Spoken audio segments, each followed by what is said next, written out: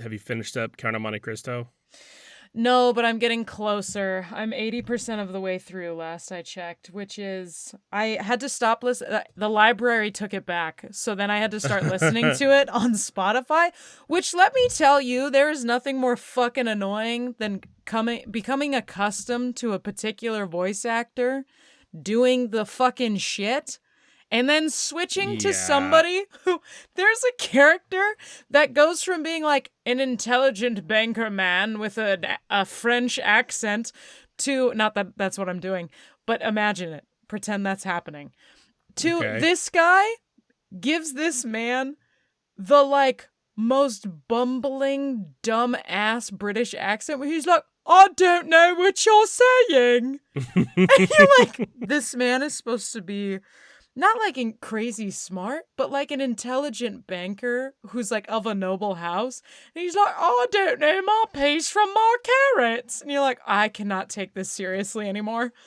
Yeah, because I got the audiobook on my podcatcher of sorts, and I'm sure it's the same one as the Spotify one, where it's like technically not the official one, which is I'm guessing what you got from the library. So Well, no. The library one was good and probably the official one. And I think the yeah, Spotify one's the like off-brand one that sounds just no, fucked. yeah, that's what I'm saying is I'm Oh, pretty got sure it. I have that one because like I definitely tried to start kind of Monte Cristo, and I'm all like, no, Yeah, this isn't. I don't know if you can with that guy because I'm like, Not okay. I'm committed to it now, so I'm like, okay. Sunk But cost if fallacy. I want to hear the rest of the fucking story. I literally thought about buying the book with the guy who does the good voices because I was like, I'm gonna have to refigure out what everybody sounds like. God, Ugh. audiobooks are expensive. Yeah, well, especially if you buy them on Spotify, it was like $30, and I was like, no, I'm good. I can Oh, save all that. all of the Dungeon Crawler Carl books are like 30, $40 each. Yeah, I'm not surprised. That man does a fucking exceptional job. They should be $60. He does. The books themselves like are $30 too, which is like more expensive than I usually pay. Like I remember when I was like younger paying like 15 max $20 for like a really good long book. And Yeah. now I see Dungeon Crawler Carl and I'm like You're like, that's but boy, it is worth it. Like you're getting your money's worth. yeah, it is so good. Dungeon Crawler Carl truly is, and I'm not nearly as into it like timeline as Gamage. Welcome back to Crawler Talk. Yeah, welcome back to our new segment. Like just being, I think I'm like 3 or 4 hours into it. Just being that far in is like I'm already so what's the word I'm looking for? So committed Yeah. to this Invested. voice actor. Like I don't even know if I could read the books. At least not until this man's voice is so cemented in my fucking brain that is how I read them. Well, I'm pretty sure because it's like the audiobook's worth the experience. I'm pretty sure that there's two different versions now. There's like the official audiobook and then the sound booth theater where it's like has music and sound effects and other voice actors. I'm pretty sure that no matter what, Jeff Hayes does Princess Donna and Carl in both versions. Like, that's Sold. him, man. Done. Sold. Committed. I'm like 5 hours into book 7, and it's been an Shit. emotional roller coaster. I'm honestly probably gonna finish it. No, I only have like 2 days left of the week. But I'm sure I'll finish it before you finish Count of Monte Cristo. Yeah, very, very, very likely. Well, because didn't you finish the 6th one like a couple days ago when I was there? No, I finished the 6th one yesterday. Okay, I don't know why I was thinking. No, you were in a plot twist or something that you were trying to tell Brittany about, but couldn't because I was in the car. Yeah. It might have been like right after I finished the 5th one. Yeah, I think so. But I don't know what I'm gonna do when I'm done. Like I was looking up other Jeff Hayes audiobooks, like what other ones he's voice acted, and I'm looking at those. Yeah, but, because like it's to a point where you're like, fuck, like I'm just here for you. Yeah, he's that good. But I mean, also Matt Dinniman is a masterful writer. Like I can only dream. I am looking at like there's like a cyberpunk one with a girl, and there's another one where somebody turns into a rabbit. With a girl. It's called. It's a girl. It's called. something Stray Cat or something like that. Bomb Stray Cat. I don't remember, but it looked pretty good, so I might pick that up and read it, and if it's good, you'll hear. Are you just gonna keep But reading? What is it? Lit RPG. yeah. Because I I mean, do really like that style. I did not me know too. it existed to such a degree, and I just really really like it because it's knew it literally just the existed. equivalent of like playing a video game, but not. I knew it existed, but I never like went out of my way to like look up what an actual lit RPG book is like. Because I come from the era of good fantasy, good sci-fi, and lit RPG is like somewhere in the middle, deluxed. Yeah. If that makes sense, where it's like, yeah, it's fantasy, yeah, it's sci-fi, but it's really good, and it's like. Kind of most of it, because I was looking up other lit RPGs. I'm like, what other books have come out recently or are really good that can stand up to Dungeon Crawler Carl? And people have opinions, and they're all over the place. But a common theme I'm seeing is like, it appears to be the novelization of what isekai is to anime. Like, I'm sure lit RPG borrows a lot from the actual light novels of, like, say, Sword Art Online or something, but, like, a lot of it's isekai. Fun fact, I was hovering over the Solo Leveling audiobook because the biggest anime in the world, based on the biggest webtoon manhwa in the world, is based on a light novel of isekai / lit RPG. Genre. So I did not realize. I almost considered getting into that because that's the only one that's done across the graphic novel and anime. Seriously? Yeah, it's the only one that's finished, and I'm like, do I want to? That's it. Do I want to get wet? Do I want to get wet? No, I'll stay dry. You're debating it still. You're like, maybe let my food settle for an hour, and then maybe I'll go. People talk a lot about I don't have my phone on me. What's it called? He Who Fights with Monsters or Path of Ascension. I'm probably going to try one of those next. Path of Ascension, I think. No, it's not all done. None of those are all done. They're such long series, though. That's the biggest problem. But it's also awesome because, like, yeah, because then you can. That's spend a lot time of. in them. That's a lot. It's a lot into a big world. But also, it is also very expensive too. Please donate to this podcast. I don't know how yet. Yeah, please send us your thoughts and prayers in the form of for now checks. Dollars in envelopes. Yeah, you can send those to PO 6969 at your nearest bank, and it'll go to us, and we'll buy books that will then we'll buy audiobooks, and then we'll talk to you about them.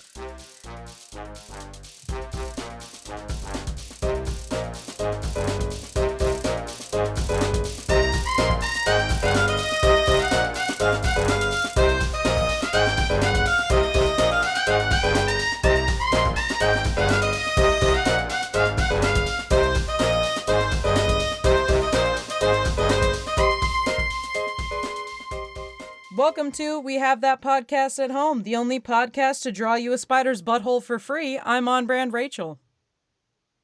And this is my co-host, On Brand Rachel.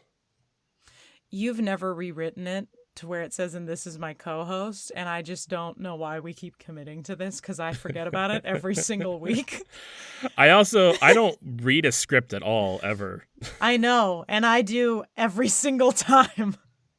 And I'm the other host, On Brand Gamage. The other hose. This is We Have That Podcast at Home.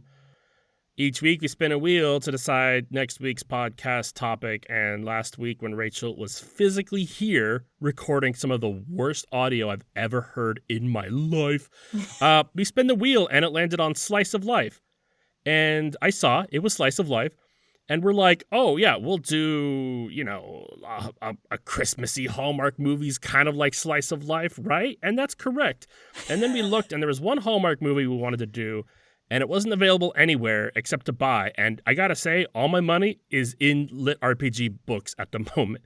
So specifically Dungeon Crawler Carl. I did not buy the Christmas Cat movie, Hallmark movie. We'll get around to it. Someday. We decided to just fuck off and just let's dive into the fucking weird world of Disney I was Channel. gonna say home movie, but Disney Channel home movie, is that what they were called? Yeah, they're like Disney Channel original movies. There you That's go. actually Thank exactly you. That's Disney what it is. Channel original movies. You're like, is it exactly this thing? Yeah, it is. Well, I said it, and then like the way the words resonated, I'm like, that is ingrained in my DNA somewhere. I know it. That's it. When you started going off, your brain went autopilot. Go. Yeah. We started with, and this is perhaps a bold statement because we're starting here, but from what I remember, we started with the world's shittiest Disney Channel original movie. I just, it's like it's probably not the shittiest, but like it's gotta be close. It's so bad that it wasn't even good. Like it went past that threshold of like when something's so bad that it's like kind of good. It went further past that into just going back to being bad. I'll say that these are movies like, okay, a kid's movie doesn't have to be bad, but these are like churned out fucking budget movies specifically for children. Oh God, yes. Like these movies aren't made for anybody else other than these kids have cable television. That's it. So I feel like these ones take it a step further than The Littlest Vampire or one of the other shitty children's movies we watched that weren't that good. There are good Disney Channel original movies. There's like quite a few that I would say are good. There's a few that I'm like, all right, like you're not terrible. And I'm sure there's some in the category of this film that are just like, why the fuck did somebody make this? Now I'm with you. I agree. I'm with you.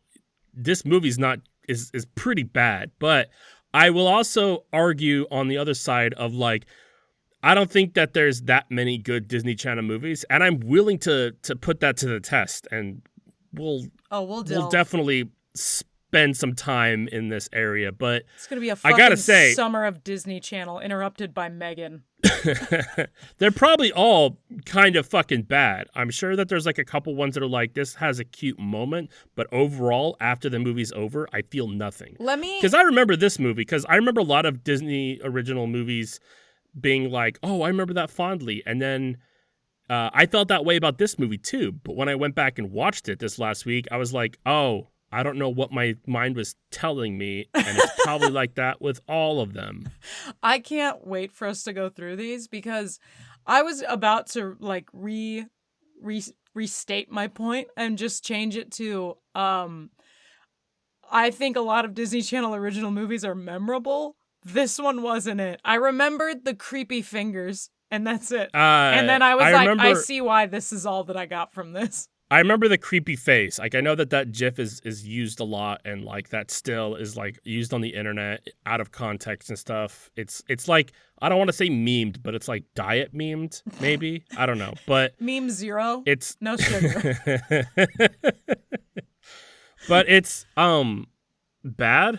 Yeah. But like when I think about this movie, the biggest things I remember are the ending. For some reason, like the ending came up, and I'm like, fucking, memories hit me, and I'm like, oh yeah, I remember this exact thing. I have so much to say about the ending. I had nothing. No, shut up. I'm not saying it's not bad because it's awful. It's awful. It's awful. I'm just saying that I remembered.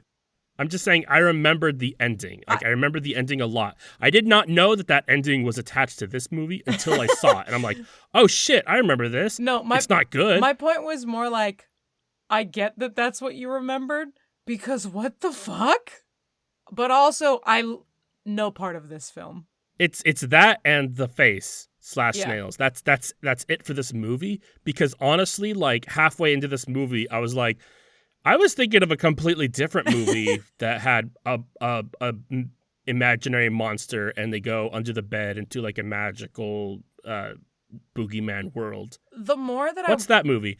Fact checker, did that have Fred Savage in it? Was it Monster and Me? Little Monster? While she figures that out, the more that I watch this film, the more thoroughly convinced I am that somebody watched Drop Dead Fred while high and was like, we could do this. Yeah. We could do this with kids? With small people? No, you could not. Yeah, it's like, what if Drop Dead Fred was bad? I mean, it was already low budget and kind of bad, but what if more? Little Monsters is the movie I'm thinking of. Thank you, fact checker. Is that 1989. Wow. I don't think it is. It might be. All right. Or it might be like, I don't know, like a Buena Vista, it's technically owned by Disney movie on the side. You know what Disney I mean. adjacent. Yeah. Yeah. Well, do we Like want Touchstone to Classic. stop teasing it and finally get into it? If you've guessed what this film is by now, I'll send you $1. It's Don't Look Under the Bed. Everybody has guessed the movie, and we said Drop Dead Fred is like a shitty inspiration. If they have not put 1 and 1 together and gotten 2, I don't know what to tell you. Gimmich, Why are you sending people money over sincerely- fucking basic? I was sincerely hoping that everyone else, like the rest of us, has forgotten this film because it deserves no place in anyone's brains. I feel like it's one of those things where it's like what I did, where I forgot about this until I'm on the bike and I'm pedaling and I'm like, oh shit, this is a bike and I do know how to ride it. That's what this movie is. But instead of a bike, it's got like a dildo instead of the seat, and it hurts. And it hurts. So fair warning is that I stopped watching this halfway through and left and came back later and did the rest of my notes. So a lot of the stuff is like, yeah, you were with me for the first half and we're like, I'm not going to spend this night doing this. Oh yeah, no, God, no. You went to bed and I was like, I'm good. Yeah, so Don't Look Under the Bed starts in a town, city, I don't know, called Middleburg, which is, I mean, it's in the name, Do you Middleburg. think that's where the young people phrase mid comes from? No, mid comes from like mediocre. Yes, exactly. So was this film, so was that town. But no, because look, okay, quick rant. Something like the whole fucking discourse on like that's mid isn't bad. Mid is a C. Mid is mediocre. Mediocre is okay. The fact that things either need to be an 11 or they're bad is very toxic to how you're consuming media. Things can be okay. It's all right. If something's mid, that means that you didn't leave on fire, and that can be okay at times. Sometimes I want to put on a mid movie in the background because I don't want to pay attention, like while I'm doing dishes or playing Vampire Survivors. It's okay to be mid. Anyway, this movie's not mid though. It's garbage. Yeah. My biggest issue with this movie is very apparent in like the first scene, and then the second scene, and then the third scene, and then every scene after this. It's Dutch angles. For days. If I never see a Dutch angle again, I'll have seen enough to fill a lifetime. It's like Dutch angles were just discovered like a week before this movie was shot. They're like, hey guys, I got this cool, crazy new idea. We figured it out. Every scene is a Dutch angle. I'm so sick of Dutch angles and like, so I watch a lot of like YouTuber movie reviewers and like they'll be like, oh, all the Dutch angles. And I'm like, I always feel like, well, I wasn't that bothered by it or I didn't really notice it. Like, I notice now when I see a Dutch angle, I'm like, oh, there's a Dutch angle. And then we move on and that's fine. But this movie was just never stopped. Yeah. It didn't stop, Rachel. The whole thing. I think other than like the ending scenes, which maybe that's why you remembered it, because your brain was like, I've hit equilibrium. This is okay. Which maybe means that the movie's deeper than we think, where it's like all of the scenes were Dutch angles when the boogeyman exists. And then at the end, when everything was fine and calm, everything was straight and narrow. Yeah. No, 100%. It's symbolism, Rachel. Somebody graduated film school and was like, I got this. Let me direct the shit out of this. You're not going to know why you feel safe and comfortable at the end, but you're going to. And I'm not going to tell anybody, is it the Dutch angles? Fuck!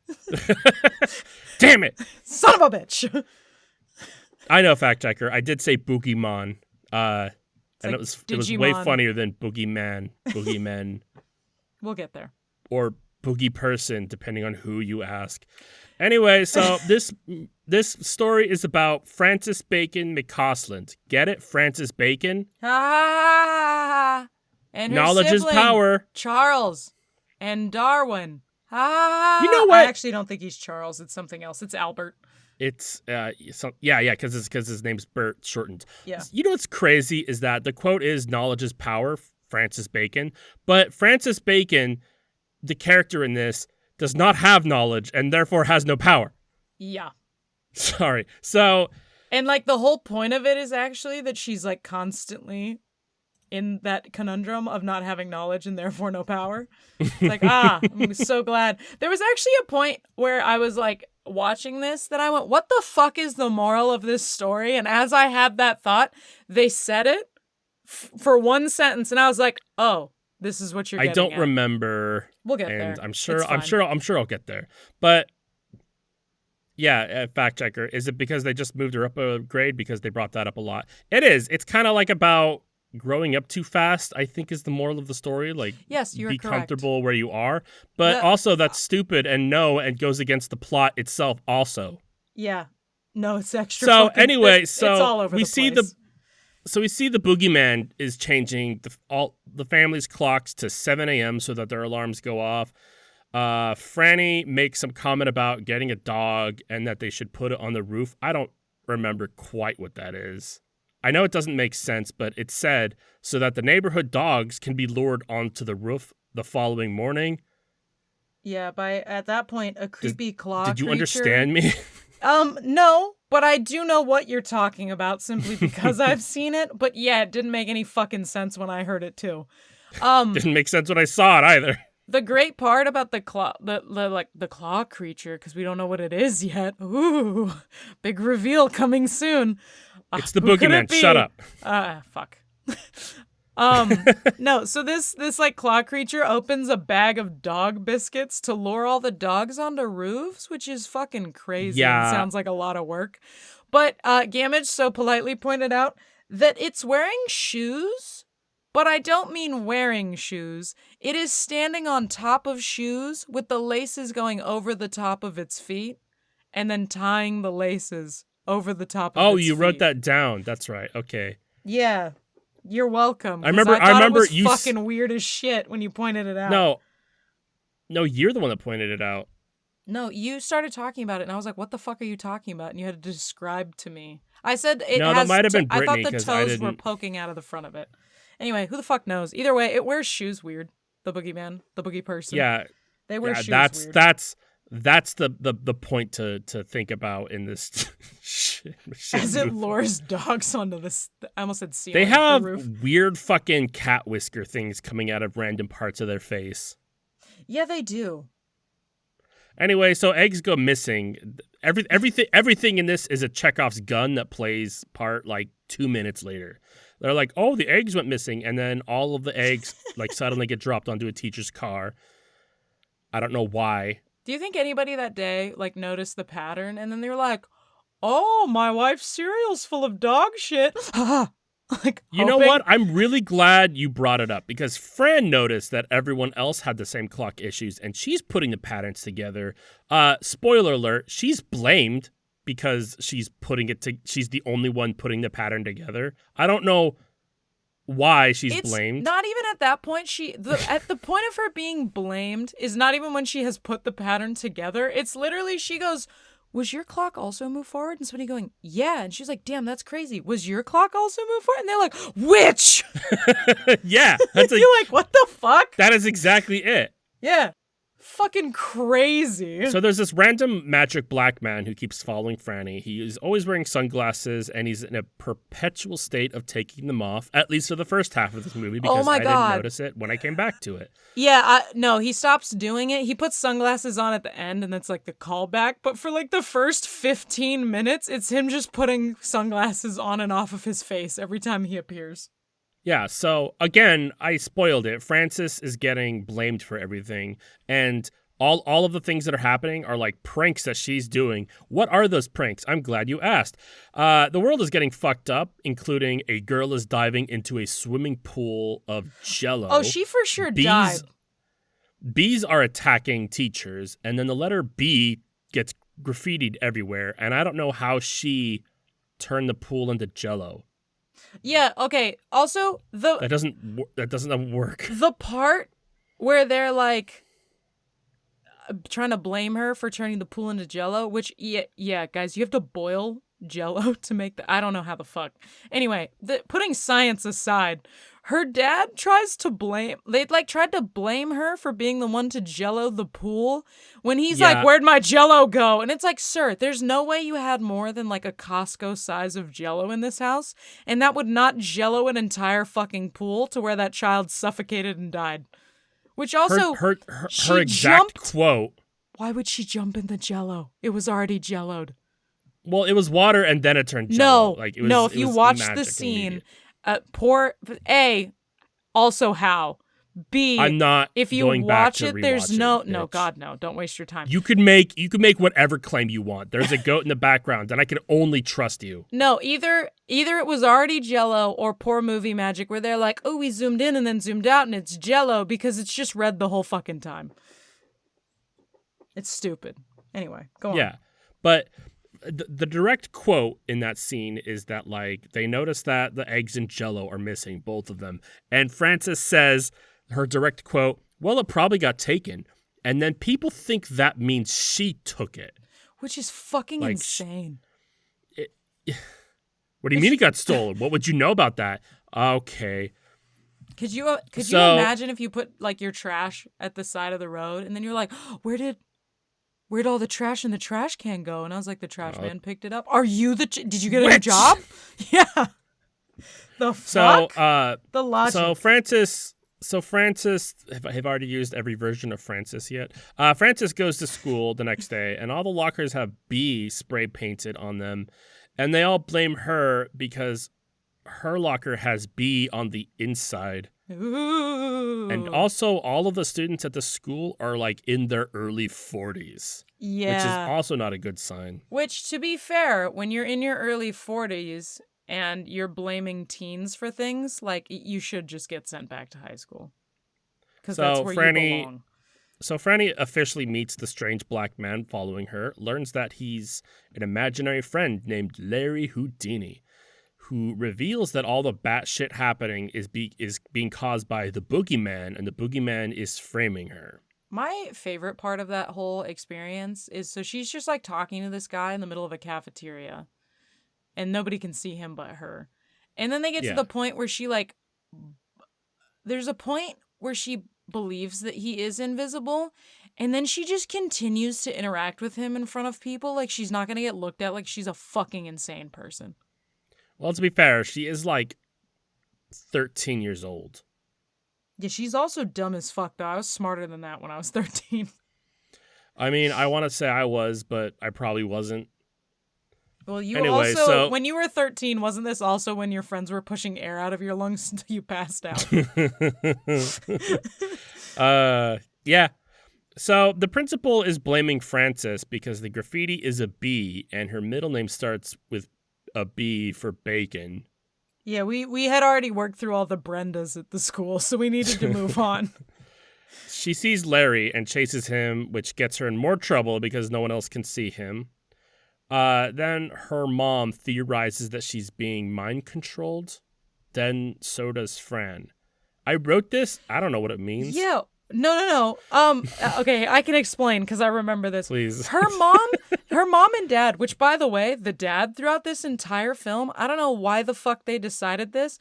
His, like, first scene is him holding a knife and there's creepy music in the background as he, like, asks weirdly interrogatory, whatever, you get the point. Weirdly interrogating questions. And that never stops. Ever. He always is associated with creepy music and interrogating questions. Well, because they're overbearing parents. Yeah, it's just, it's a fucking weird way to be like, look at this, Dad. He's, like, overly involved and not at the same time. He's holding a knife while he asks her, where it's my Jello.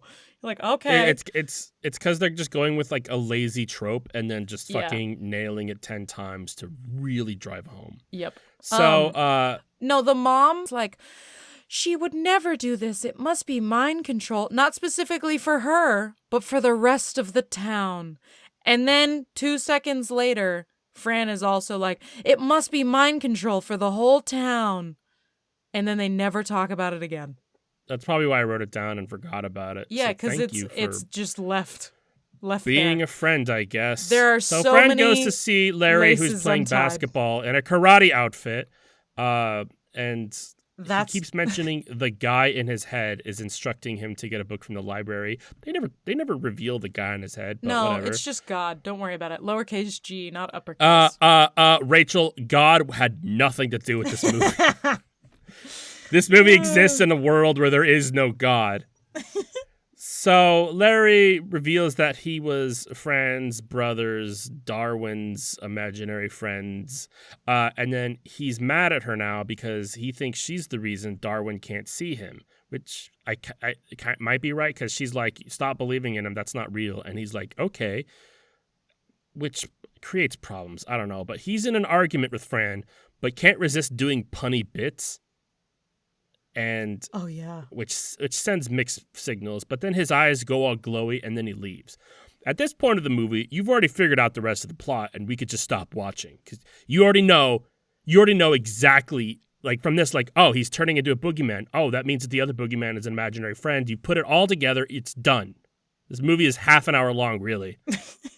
It's an episode, honestly. I'm not spoiling anything. You get to this point, you're like, I got it. Anyway, so no stupid questions. I've got a couple. Oh. Yeah, I got one for you. Why was this film made? I don't know. Why are we talking about it? Back to it, though. Larry has a standoff with the boogeyman, who teases that Larry is turning evil. The boogeyman shuts the power down to all of town except for Fran's house because he's still trying to frame her. Why is he trying to frame her? And then Larry electrocutes a carton of milk. Yeah, what the fuck was that? I don't know. Fran is noticing that Larry is obviously turning into a boogeyman. Sorry, I wrote down obviously turning into the boogeyman. the boogeyman. We cut to some. Hold on. Can we talk about how this is the first time? I cannot wait. This is so important. This is the first time we see the boogeyman. Sorry, the boogeyman. Why is it dressed like an Anne Rice vampire? It's because that's what boogeymen dress like, and all the boogeymen in this movie dress like. I have a comment about it later on, too. No, that 100%. I don't know why they need to look like they've been in a coffin for 200 years and fucking decrepit and weird. But they do. Victorian. Yeah. I'll just scroll down to my joke. Oh my God. Please don't say anything else. Please stop. I need to go down to the thing so I can see I'm it. Sorry. Let me hold. Yeah, they're just like Victorian zombies, like moldy clothes, like vampires from that garbage movie we watched, Little Vampires. That's what they dress like. That was the joke. Yeah. That was terrible. That was just not. It would have been so funny in context, like when it happened. Can we? Because there was build up to it. Yes, let's talk about it, Rachel. This particular boogeyman just rhymes like every time it talks. Yeah, it's an imaginary friend. That's what imaginary friends do. But Fran needs help. Imaginary friends. Her imaginary friend is boring as shit. They sing and dance. They sing and dance and make up rhymes and little dumb fucking games. No, hold on. No, making up rhymes or singing a song. That's the only thing that makes sense in this. Fucking games is fine. Rhyming every fucking sentence that comes out of your mouth is crazy. Like the only sentence that didn't rhyme is when it hits like a kid in the head and goes, "Oh, I'm sorry." That's it. Yeah, because that's what imaginary friends do. That is the only thing in this sentence that makes sense in context. Everything else is bonkers. But like an imaginary friend only speaking in riddles and rhymes, that's a Tuesday, baby. All right, you want to know some shit that's actually crazy? Is right after this scene when all the fucking lights in the city go out except their house for some fucking reason, the dad takes a phone call the next morning because everybody's like, "Why is all the power out except for you?" He picks up the phone and says, "If you want to know about our family, visit our website." That comes up a lot too, where he's like, fuck? "I made an update to the website." And you're like, "What in the shit?" That's the only gag that I resonate with is that he's like oversharing on like the internet and stuff. He brings it up a lot. I have 2 jokes that I liked in this film, and they're so far from now. I mean, we're never going to get there because you want to talk about the color of Fran's shoelaces. Let's do it. Shut the Fran's fuck up. shoelace Them being in the dressed second like scene is coffin yellow. creatures you talked about too. I do like that Larry seems like an ex-boyfriend because he's always like, "You made me leave Darwin." That's kind of what's happening here. 1,000%. So we hard cut to some random tart commenting on the mother's boobs. She said something about like, "I like your bust, but it's a head." That was my favorite joke. Is she goes, you said it was so far from now, but it was right here. No, you skipped so much, Gamage. There's a whole... Yeah, Rachel, no, I skipped so much, and I will not. You talk about it right now, I will skip it, I promise, because none of it is important. None of it, other than... That's all censored. That's it. Do it. No, she says, that's a lovely... I promise I will. Shut the fuck up. She says... That's a lovely little bust you have there. And the mom looks stunned at her chest and then goes, "Oh, you mean," and turns around to a tiny bust of I don't know who the fuck it is. I stopped listening. That's the only thing in this movie that made me go like, "Huh." If it's Francis, like I'm having a flashback now. If that's a bust of Francis Bacon, that shit is hilarious. That's a long con joke.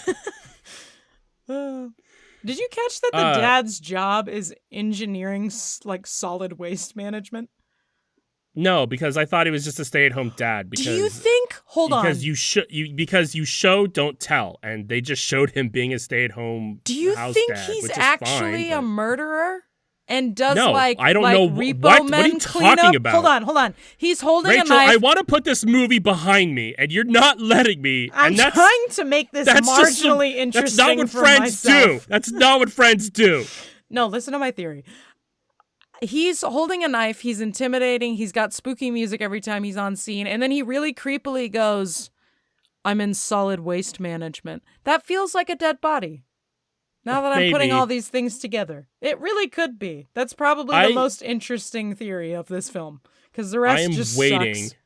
I am waiting with bated breath for your fanfic on this to come out. I was actually going to ask all you, I can think about. Do you think anybody's written fan fiction about this? No, I'm pretty sure they forgot about this movie, Rachel.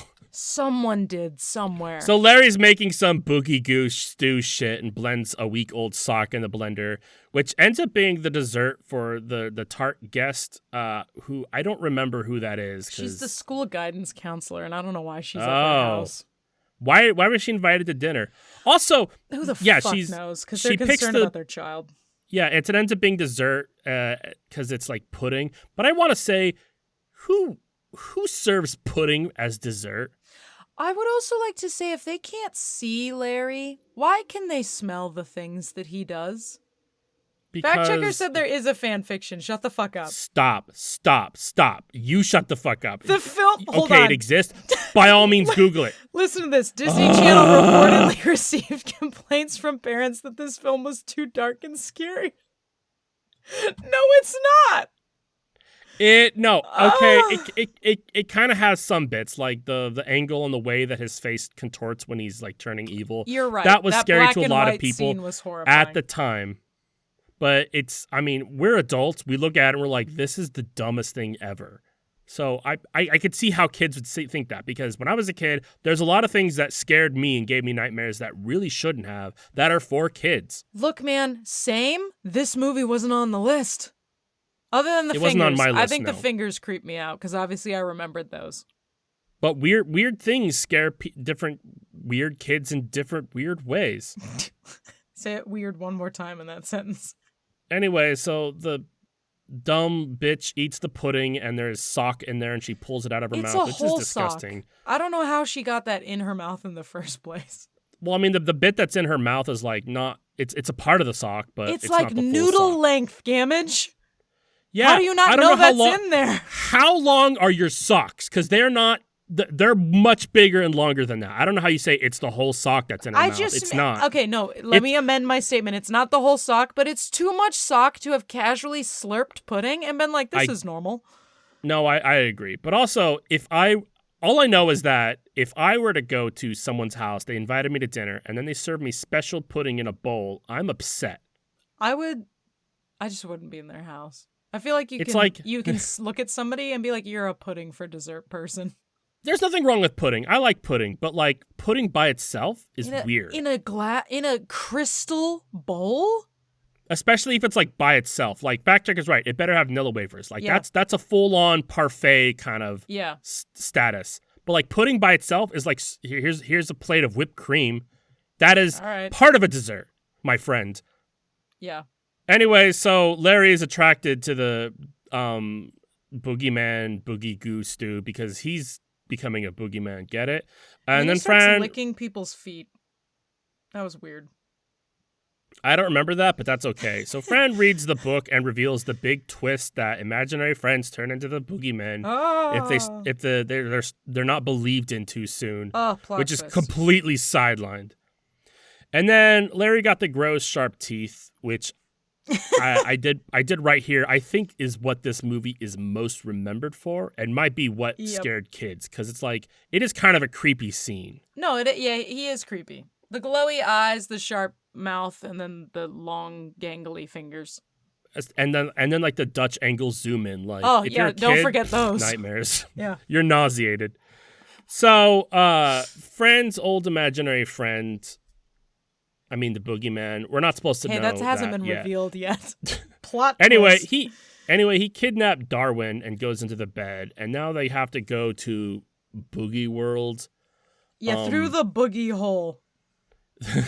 I wrote that too. They also, after he licks her feet, and then he licks Darwin's shoes, and fucking Larry makes he's after his soul. Get it? Yeah, I don't know. And it's so fucking stupid. It's here that I remembered that the other movie with monsters under the bed, Littlest Monster, is like what I was thinking this movie was. And I do think we should watch that in the near future. Okay, I'm down.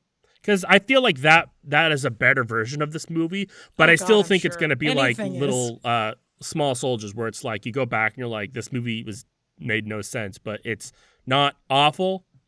Yeah. Not fucking terrible.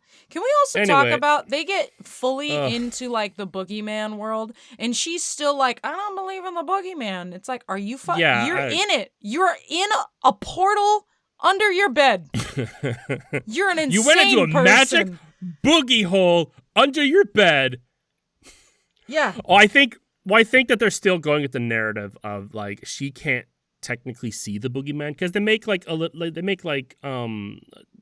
comments about that, how like when Larry was fighting the boogeyman on the roof, she's like, I didn't see him, I just saw you by yourself, because that was her imaginary friend that she no longer believes in. So Shocker. I think that was what they were going with, but they didn't do it well.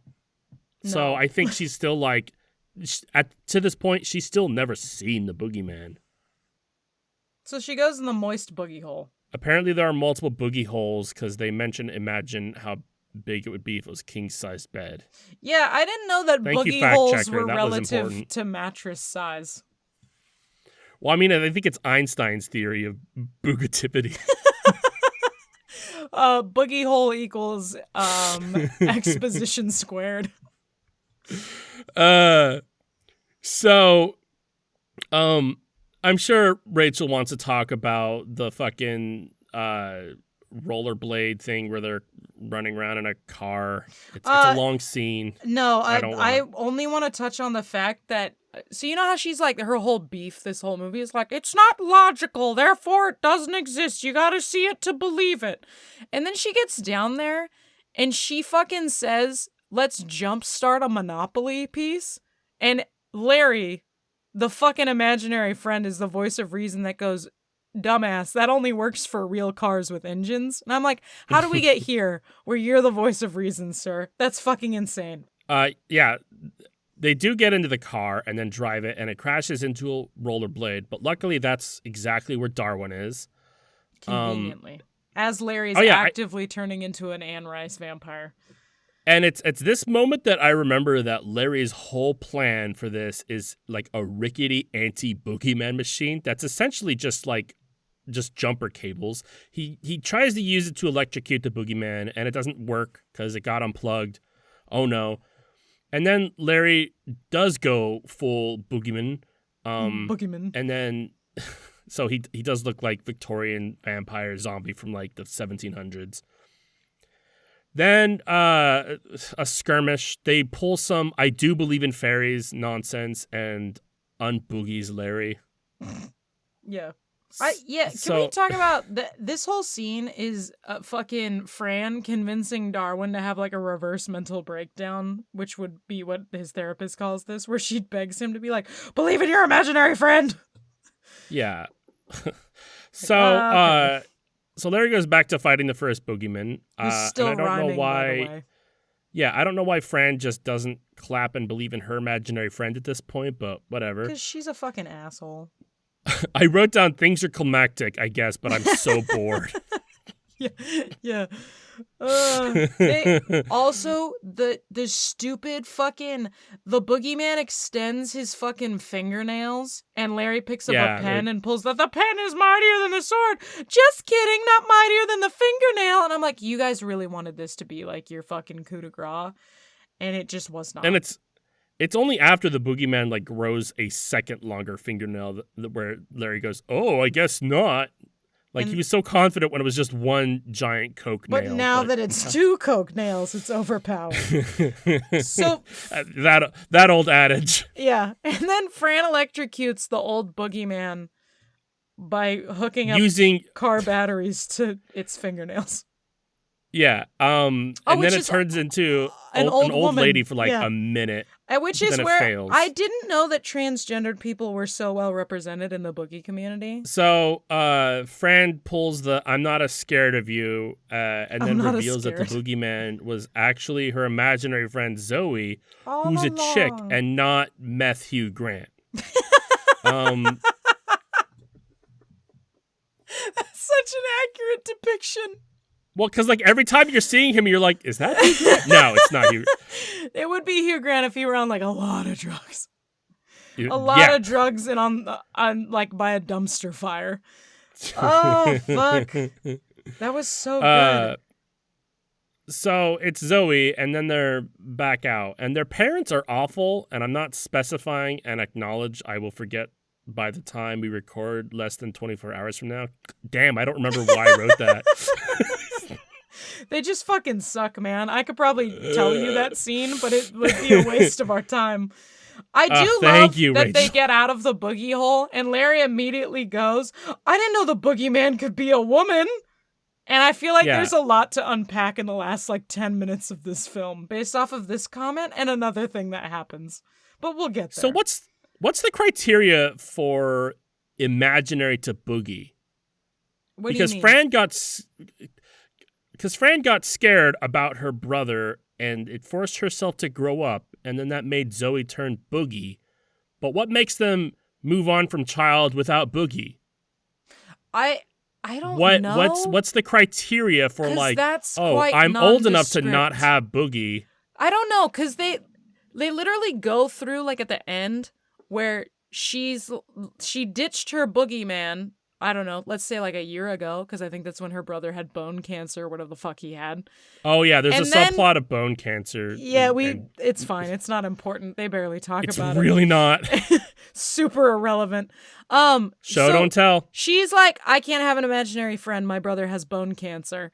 And then a year later, also, why the fuck can she see Larry? That's never discussed at any point. I don't know. So then she like suddenly can see a different person's imaginary friend, gets her imaginary friend back, and then they're like, hey, actually, we're gonna go. Dude. And you're not gonna see us again?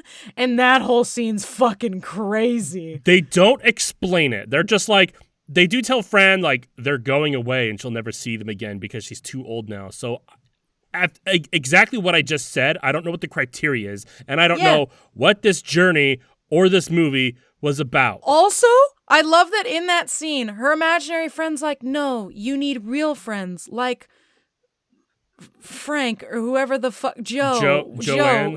Yeah, whoever the fuck the girl is at the beginning, who's never brought up again. So they have a giant breakup fight. And then her imaginary friend goes, yeah, that girl that doesn't want to talk to you anymore, you have to go be friends with her.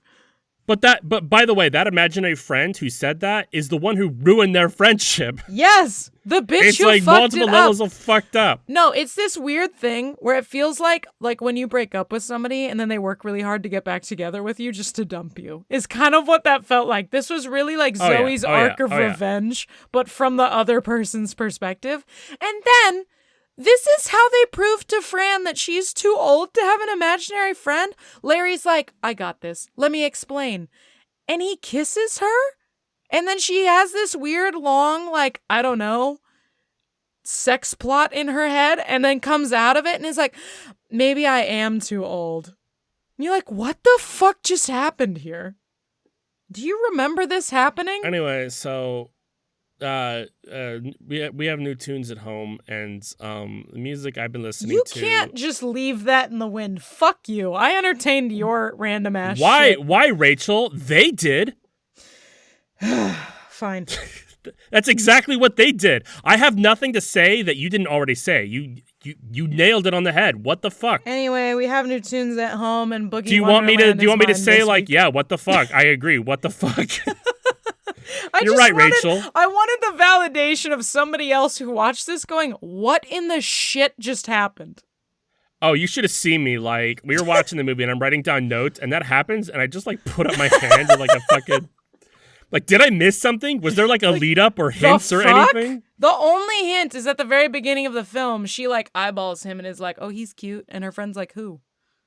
I don't know, the magic man over there. Oh, what did that happen? Yes, I'll that's it. Again, That's it. I can only take your word for it. There was also a goat in the background. Exactly. And then the pool was never Jell-O.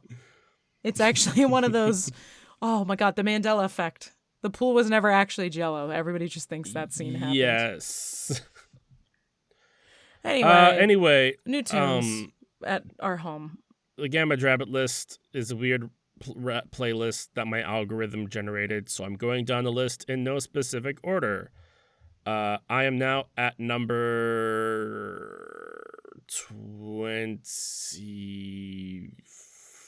25, 26. I don't actually remember, but I didn't write anything down. But I mean, it's not laughing at you. I just read what Brittany posted. all right. Let's dive back into the movie one last time. Don't read it. I'm gonna read it to you. The role of Larry was not written as black. I already and read when it. Ty Hodges was cast, director Kenneth Johnson said that Disney Channel posed a question. What are we going to do about the kiss at the end? They had concern about the Southern affiliates being unhappy. That's so wildly fucked up. Disney. It was Disney, 2000. look. It was 1999 or some shit. That doesn't matter. Disney is always like, how do we get the most people at once and not piss off our constituents? Yeah, 'Cause it Disney's used to be the basically a South political and now party. it's China. That's not even a joke. It's really not. Anyway, on my rabbit list, I didn't write who this week is. Tyler the Creator. He's on the rabbit list too somewhere. I don't know. Is he the one where somebody died at his concert? No, that's thing? Travis. Thank Travis. you. Travis Scott, right? Travis Scott. I was gonna say Travis Baker, and I'm like, that's not right. Nah, we just go with it. Sure. I mean, the song that Tyler the Creator has a couple of good songs. All of my favorite ones have Kali Uchis in it too. See You Again or After the Storm. The one that popped up on my rabbit list randomly, like near the beginning, I'm like, this music doesn't match anything else on here, but fucking go off, King. Was Like Him off of Chromacopia. It's with easily Lola the Young? most. Yeah, That it's song's easily sick. the most popular song on the album. So like, you've heard it by now if you haven't. But it is a wild song that's got multiple layers. It's about being compared to a father figure you never had. It's good. I don't have to tell. It's Tyler the Creator. You know him. Shit's good. You don't? What? What? Anyway, that was my throw out because I'm gonna get through this whole list and everybody on here. So It's I'm gonna take hit. forever. Like, I mean, I've got the big Sabrina Carpenter and Kiki Rockwell and Chapel Roans are all coming up in the near future. So I got to get through them eventually, right? But may as well start now. Someday. Tyler the Creator. Good shit. I gotta be honest with you, I had a headache, and so I forgot to really actually delve into any music because I've been trying to jam through Count of Monte Cristo so that I can listen to Dungeon Crawler Carl. So I'm gonna pick a random one off my playlist that is titled Soon to Be We Have New Tunes at Home. Made You Look by Itty Bitty, and that's spelled Ittibitti, and Anna Graceman, spelled exactly how you think it is. And if you don't know how it's spelled, learn. And I don't know what it is, so that's a mystery for us this week. Capital. Indeed.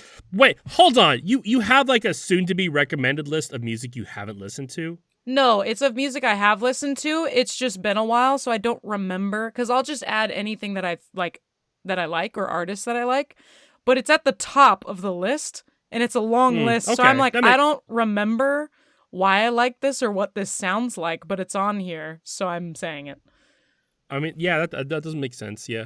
Yeah. I mean, that's a pretty smart way of doing it. It's not a horrible way. I just wanted to not repeat artists, and this felt like the most appropriate way to do it. We both have already repeated artists.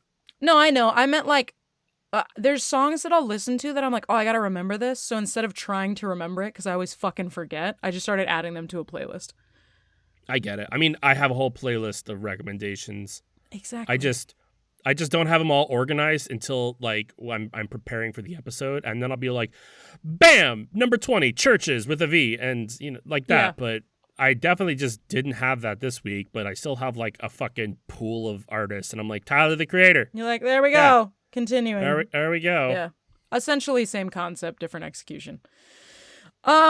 Thank you for listening. If you'd like to fuck your boogeyman or you hate us for talking about it, please like and subscribe on whatever your most favorite is podcasting places. If you want us to talk about a thing, email us at whtpah@gmail.com. I didn't sneeze. That's just the name. Follow us on Instagram at We Have That Podcast at Home, all one giant word. Or you can follow us on WHTPAH on Blue Sky. That's what on Blue Sky. Next week, we will be tackling the illustrious and fine art of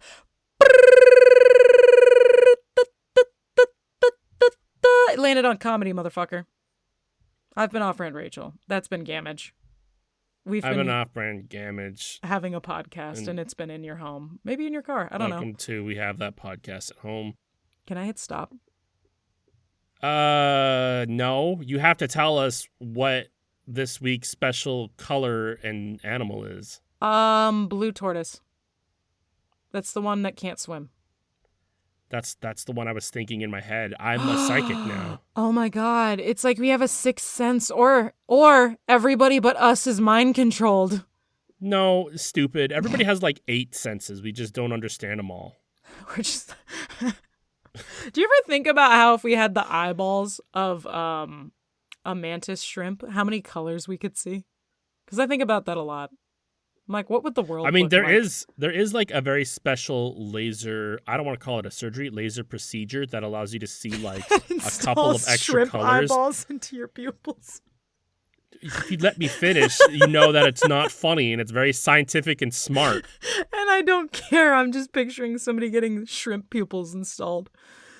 I'm gonna go now. Thank you. Please, I don't want to do this anymore. Release me from this fresh hell. I'm turning into a boogeyman. Goodbye.